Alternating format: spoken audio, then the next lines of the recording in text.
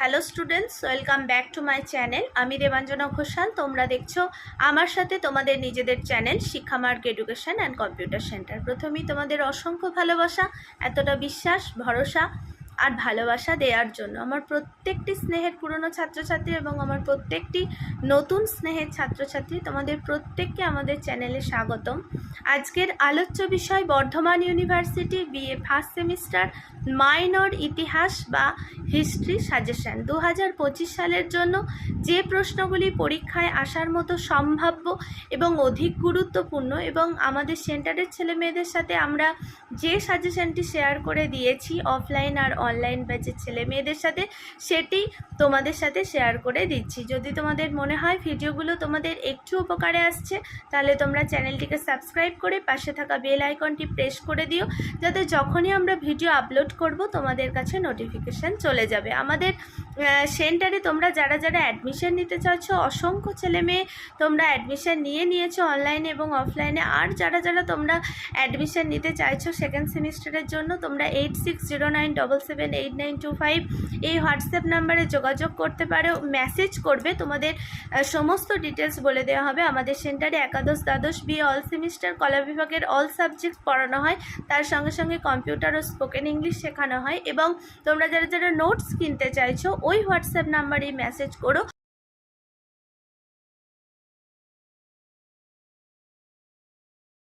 আচ্ছা দেখো, তো BA first semester minor history suggestion 2025 Burdwan university, Bardhaman ইউনিভার্সিটির আন্ডারে তোমরা যে কোনো কলেজে অ্যাডমিশান নাও না কেন, এবং মাইনর হিসাবে তোমরা যারা যারা ইতিহাসকে রেখেছো বা আমাদের সময় এতদিন পর্যন্ত যেটা চলতো তথাকথিত পাস অনার্স পাস হিসাবে তোমরা যারা যারা মাইনরকে রেখেছো, তোমাদের জন্য এই সাজেশান সমানভাবে উপযোগ্য। এটা আমাদের এটা আমাদের সেন্টারের হোয়াটসঅ্যাপ নাম্বার 8609778925, এবং কোয়েশ্চেন মার্ক হিসাবে 5 ও 10 উভয়বিধ প্রশ্নের জন্যই কিন্তু এই সাজেশান সমানভাবে তোমাদের কাছে কাজে লাগবে। প্রথম প্রশ্ন যেটা দেখো, প্রাচীন ভারতের ইতিহাস পুনরুদ্ধারে প্রত্নতাত্ত্বিক উপাদানের গুরুত্ব লেখো।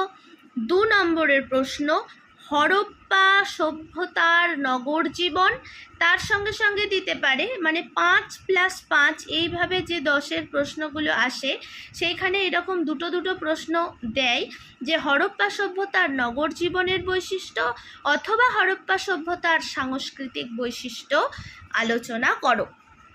3 নম্বরের প্রশ্ন, ঋক বৈদিক আর্যদের সামাজিক ও অর্থনৈতিক বৈশিষ্ট্য লেখো। 4 নম্বরের প্রশ্ন, প্রাচীন ভারতবর্ষে বৌদ্ধ ধর্ম ও জৈন ধর্মের উৎপত্তির ইতিহাস লেখো।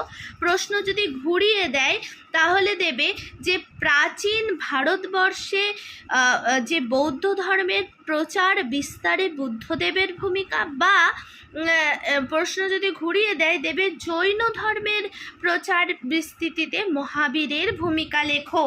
আচ্ছা, 5 নম্বরের প্রশ্ন, ভারত রোম বাণিজ্য সম্পর্কে আলোচনা করো। অবশ্যই এটা প্রাচীন ভারতবর্ষ, যে ভারতবর্ষের যে বাণিজ্য রোমের সাথে কতখানি উন্নত ছিল সেটি আলোচনা করো। এখানে প্রশ্নটা এইভাবেও কিন্তু ঘুরিয়ে দিতে পারে। 6 নম্বরের প্রশ্ন, গুপ্ত যুগকে কি ভারতের সুবর্ণযুগ বলা যায়? তার সঙ্গেই 5+5-এর যে প্রশ্নগুলো, এটা শুধু যদি দেয় তাহলে হয়তো 5-এ দেবে, 10-এ সম্ভবত খুব কমই আসে এক ঢালাও সুবর্ণযুগ দেওয়া, কিন্তু 5+5 এটা কিন্তু বেশ গুরুত্বপূর্ণ।